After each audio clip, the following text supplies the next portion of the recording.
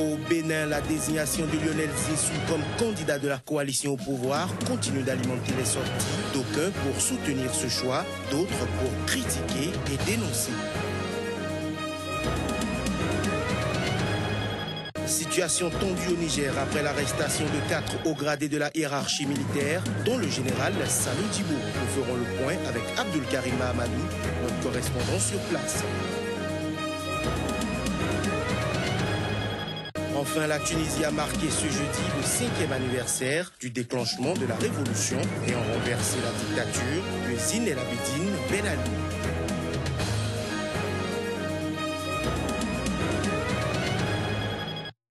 Voilà pour le sommaire. Bienvenue, bonjour à toutes et à tous. Au Bénin, les jeunes se mobilisent à l'image de l'UJPB, l'Union des jeunes progressistes du Bénin, pour porter au perchoir le Premier ministre Lionel Zinsou, un candidat dont la désignation est contestée, mais qui, aux yeux de ces jeunes, paraît l'homme de la situation du Bénin des défis.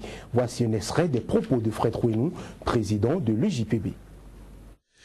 Le Conseil national, plutôt, a décidé de porter son choix, de soutenir le candidat Lionel Zinsou pour les prochaines élections présidentielles de février 2016.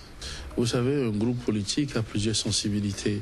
Et dans un groupe politique, chacun peut avoir ses préférences par rapport à ses convictions politiques. Et donc, oui, c'est vrai, il y avait des camarades du Bureau national notamment qui préféraient d'autres candidats. Il n'y avait pas que Akhenatonné, il y avait aussi d'autres candidats. Mais le Conseil national est censé regrouper toutes ces sensibilités et prendre une décision consensuelle. Et donc, le Conseil national a sorti des critères, et à l'analyse de ces critères, voilà, Zinsou est venu en tête, et donc, forcément, les autres étaient obligés de se plier. Parce qu'on ne va pas non plus casser les groupes politiques, juste parce qu'on désigne un candidat et qu'on n'a pas désigné le candidat que tel aurait préféré. Notre candidat a toutes les chances.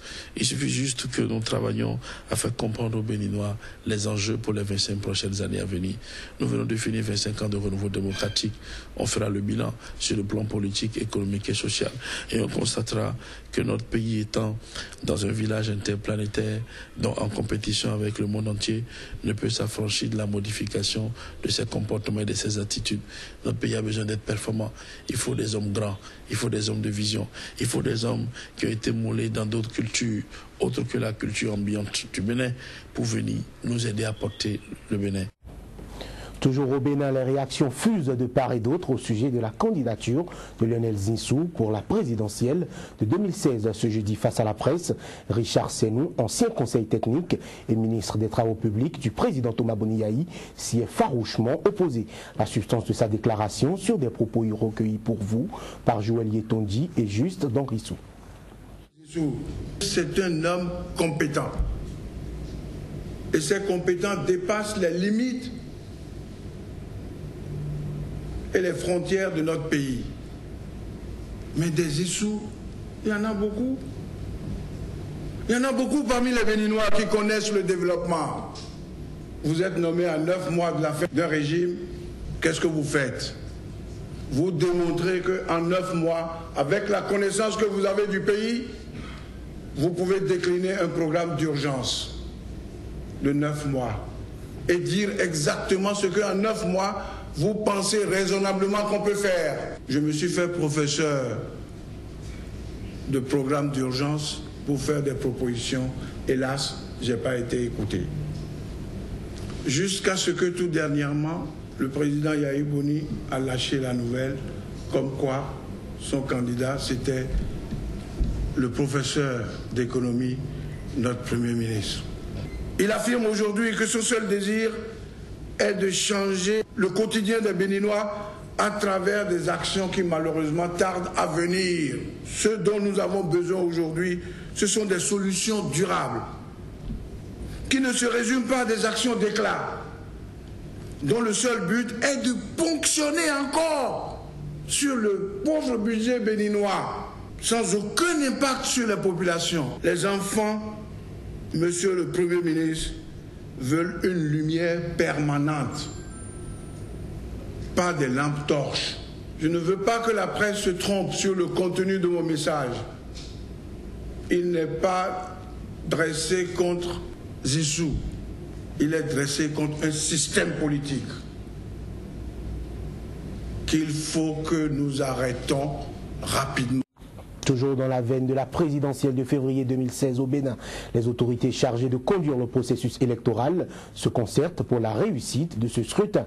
Une délégation conduite par le Conseil d'orientation et de supervision de la liste électorale permanente informatisée, COSLEPI, a effectué ce jeudi une descente au siège de la Commission électorale nationale autonome. Sénat, les présidents des deux institutions ont livré un message au sortir de les échanges, suivant un extrait de leurs propos. Pourrait évoquer le point qui a été fait sur l'enrôlement des Béninois de l'extérieur, car comme vous le savez, la loi prévoit que dans le cadre de la présidentielle, que les Béninois de l'extérieur puissent participer au vote. Donc ce point a été fait par le président du COSLEPI. Nous avons aussi reçu des informations sur l'impression de nouvelles cartes d'électeurs. Ce travail est en cours. Il a aussi porté à la connaissance de la Sénat une méthodologie pour la distribution des cartes. Cette distribution des cartes qui se fait à la fois par COSLEPI et par la Sénat, mais compte tenu d'un certain nombre de contraintes, COSLEPI suggère qu'il y ait une distribution unique, ce qui soulagera effectivement la Sénat, qui ne dispose pas toujours de structure adéquate, à l'instar du COSLEPI, pour la distribution de ces cartes d'électeurs. Il faut reconnaître que, effectivement, nous avons besoin de travailler la main dans la main pour faire avancer les choses. Et tout se passera dans la quiétude, puisque de toutes les façons, aucun retard n'est connu. On a pris les taureaux par les cornes, aussi bien la Sénat que le COSLEPI. Et bientôt, la branche technique du COSLEPI, l'Agence nationale de traitement ANT, pourra rentrer en jeu pour conduire les autres tâches qui sont de ses prérogatives. Plus tard, le 2 janvier, nous aurons identifié des personnes qui pourront être membres de l'ANT pour conduire techniquement les autres formes d'opération, surtout celles relatives à la distribution des cartes d'électeurs. Direction le Niger, la situation est tendue après l'arrestation de 4 hauts gradés de la hiérarchie militaire, dont le général Salou Djibo. Ils sont poursuivis pour atteinte à la sûreté de l'État. Un climat tendu alors que le pays célèbre ce jour les festivités entrant dans le cadre du 57e anniversaire de la proclamation de la République du Niger. Pour plus de précisions, on retrouve Abdul Karim Amadou, notre correspondant au Niger, qui se trouve actuellement dans la ville de Maradi. Actuellement, je me trouve à Maradi, à 625 km de la capitale à l'est. C'est la capitale économique du Niger qui s'apprête à accueillir des festivités marquant le 57e anniversaire de la proclamation de la République du Niger. En Maradi, c'est vrai que c'est loin de la capitale, mais Maradi, il y a une vive tension politico-militaire parce que déjà ici, avec la situation qu'on connaît à Niamey, où au moins 4 officiers de l'armée supérieure de l'armée nigérienne ont été arrêtés par un général, l'ancien chef d'état-major de l'armée, chef d'état-major des armées sous la transition militaire de Salou Djibo. Et M. Salou Souleymane, le général pilote, qui va d'ailleurs à la retraite dans 18 jours. Donc, ils sont 4 officiers, j'ai dit, qui ont été arrêtés pour tentative de coup d'État, dit-on, ou d'atteinte à la sûreté de l'État. La psychose a atteint Maradi, la capitale économique, parce que le président de la République et une forte délégation des membres du gouvernement, des officiels et même des corps diplomatiques, des représentants des corps diplomatiques accrédités au Niger sont attendus dans cette région de Maradi pour les festivités où il y aura un grand défilé, une parade d'adaptation. Donc, comme je le disais, est très vive parce que à partir de 0 heure déjà, c'est le couvre-feu, la circulation est interdite au niveau de Maradi. Est-ce que ces arrestations ont un rapport avec la détention depuis son retour de France de l'opposant à Mahamadou?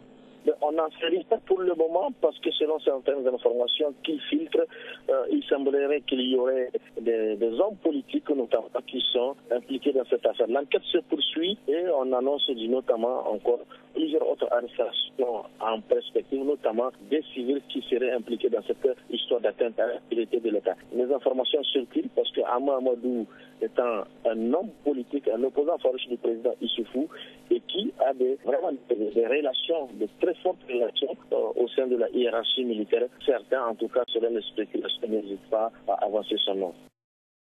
La Tunisie a marqué jeudi le 5e anniversaire du déclenchement de la révolution qui a renversé la dictature de Zine El Abidine Ben Ali et marqué le point de départ du printemps arabe, bouleversant le Moyen-Orient et l'Afrique du Nord. Un 5e anniversaire célébré sans faste. Images et son. Les faits remontent au 17 décembre 2010 où un vendeur ambulant de 26 ans, Mohamed Bouazizi, excédé par la précarité et les brimades policières, s'immolait par le feu à Sidi Bouzid, dont le centre défavorisé de la Tunisie. Le geste du jeune homme, qui allait décéder le 4 janvier 2011, avait provoqué une onde de choc. Des manifestations réprimées par le régime, avec plus de 300 morts en un mois, s'étaient propagées à toute la Tunisie pour culminer le 14 janvier 2011 avec la chute, après 23 ans au pouvoir, du président Zine El Abidine Ben Ali. Jeudi, la Tunisie a marqué son faste le 5e anniversaire du déclenchement de la révolution qui a renversé la dictature de Ben Ali et marqué le point de départ du printemps arabe, bouleversant le Moyen-Orient et l'Afrique du Nord. Pour cette célébration, quelques dizaines de personnes ont manifesté devant le siège du gouvernorat en scandant « Travail, liberté, dignité nationale », un des slogans phares de la révolution. On demande au président de la République et au Premier ministre qui ne sont pas venus ici aujourd'hui de réaliser leurs promesses à Sidi Bouzid. Nous sommes toujours marginalisés et sous-estimés. Ça, c'est la Tunisie. Vous savez, je crois qu'on est passé par une période très difficile. Les 3 années juste après la révolution, il y avait beaucoup de grèves, il y avait des contestations et on ne pouvait pas travailler, on gérait le quotidien. Maintenant, je crois qu'au début de cette année, on a mis une stratégie de développement, on va travailler. Les jeunes doivent être patients, c'est vrai que je demande quelque chose de difficile, mais on n'a pas le choix, on va travailler ensemble. Toutefois, un spectacle équestre s'est déroulé en centre-ville devant un public clairsemé. La ministre de la Culture, Latifa Lakhdar, a annoncé qu'un musée de la Révolution serait construit en ville et a inauguré un institut régional de la musique ainsi qu'une bibliothèque municipale. En bref et en image, au Maroc, des députés et des hommes politiques libyens ont signé ce jeudi, sous l'égide de l'ONU, un accord pour sortir ce pays du chaos. Ceci, nonobstant l'objection des 2 parlements rivaux qui ont rejeté d'avance le présent accord. Un accord qui prévoit la mise en place d'un gouvernement d'union nationale et d'un conseil présidentiel au début d'une période de transition qui devra s'achever par des élections législatives. Seulement voilà, ce texte est contesté par les chefs des 2 parlements rivaux et par d'autres députés. En Côte d'Ivoire, 19 personnes ont comparu ce jeudi devant le tribunal militaire à Abidjan. Ces personnes doivent répondre d'assassinat et complicité d'assassinat dans l'affaire Robert Guéhi, du nom de l'ex-chef de la junte assassiné le 19 septembre 2002, ainsi que son épouse, des membres de sa famille et de sa garde. Rapprochés au total, ce sont 24 militaires qui sont poursuivis dans cette affaire. 19 sont en détention, 3 en liberté et 2 autres en fuite. Ce sera tout pour cette édition. Merci de nous avoir suivis. Restez fidèles à Sika. L'information revient dans quelques instants.